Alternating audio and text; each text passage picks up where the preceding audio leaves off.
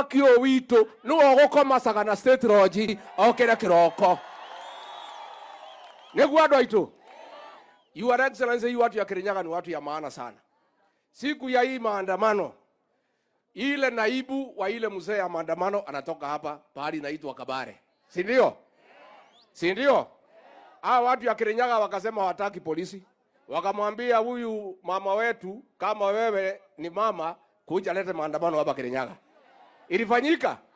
Hawa watu, Your Excellency, watu ya Kirinyaga na watu ya Mount Kenya ni watu ya kutafuta mali na kuchunga mali, na mtu yeyote ataharibu mali ni adui ya watu ya Kirinyaga na watu ya Mlima Kenya. Na tunamwambia huyu dada wetu, hapana lete mzee ya maandamano hapa. Lakini Your Excellency, nilikuwa na shangaa, hawa watu na ni watu wazima wanavaa sufuria kwa kichwa. Nilikuwa na shida, iko shida gani? Lakini nimechunguza nikakuja kuona hakuna makosa imefanyika. Kama wewe unatembea na Wajakoya, unaweza kosa kuvaa sufuria kwa kichwa? Unaweza kosa?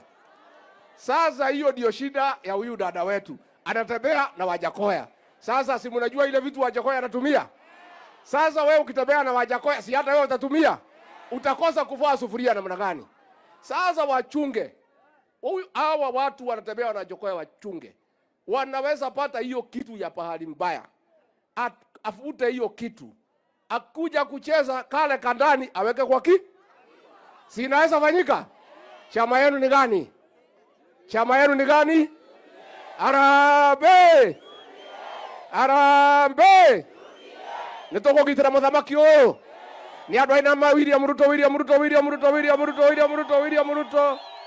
Asanteni sana.